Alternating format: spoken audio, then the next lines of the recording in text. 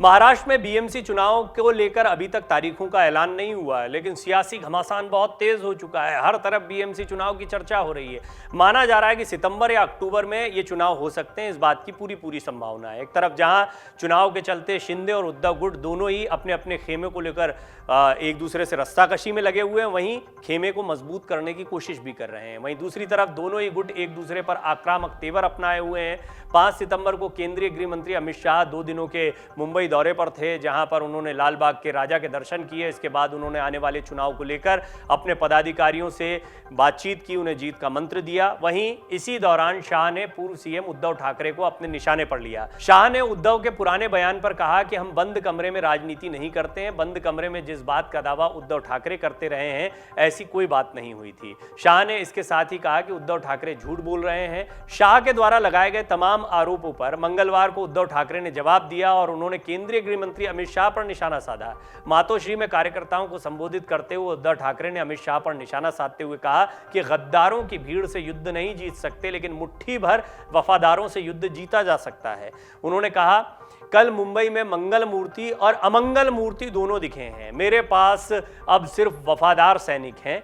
वफादारी नहीं बिक सकती है, चाहे जो बोली लगा लें। मुंबई में गणपति का दर्शन करने पहुंचे अमित शाह ने सोमवार को महाराष्ट्र बीजेपी के नेताओं के साथ बैठक की और बीएमसी चुनाव में बीजेपी और एकनाथ शिंदे गुट को जीत हासिल करने के मंत्र दिए।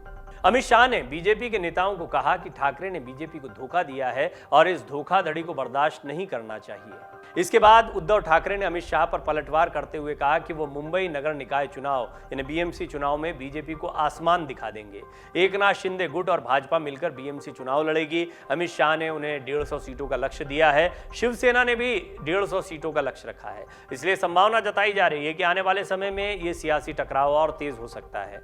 मातोश्री में शिवसेना नेता भास्कर जाधव, अरविंद सावंत की मौजूदगी में शिव सैनिकों की बैठक हुई। इस दौरान उद्धव ठाकरे ने शिवसेना के तमाम नेताओं से बातचीत की। ठाकरे ने यहां अमित शाह के चैलेंज का जवाब दिया।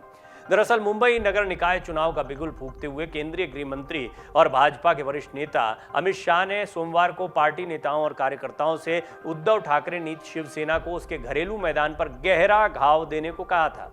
अमित शाह ने ठाकरे की निंदा करते हुए कहा कि उन्होंने प्रधानमंत्री नरेंद्र मोदी और भाजपा के देवेंद्र फडणवीस के नाम पर 2019 के चुनाव में वोट मांगने के बावजूद शरद पवार के नेतृत्व वाली एनसीपी और कांग्रेस के समर्थन से मुख्यमंत्री बनने के लिए हर चीज से समझौता कर लिया।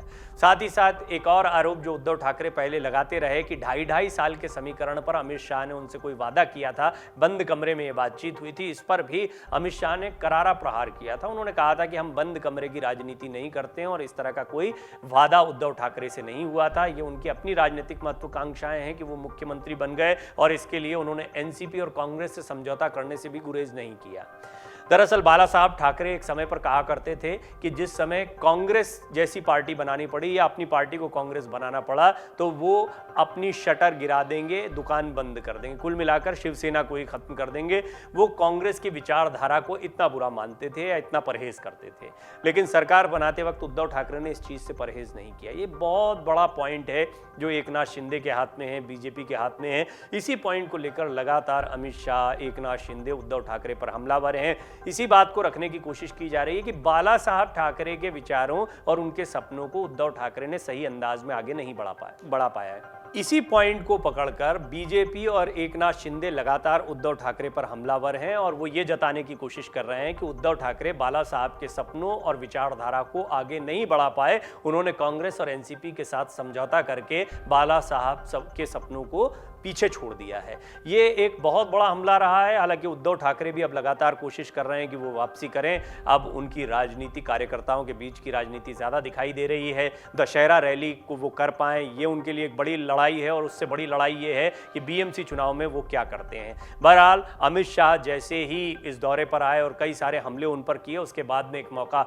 उद्धव ठाकरे को अपने कार्यकर्ताओं के बीच संबोधित करते हुए मिला। उन्होंने पलटवार करते हुए कह दिया, मंगल मूर्ति के साथ अमंगल मूर्ति भी दिखाई दिए।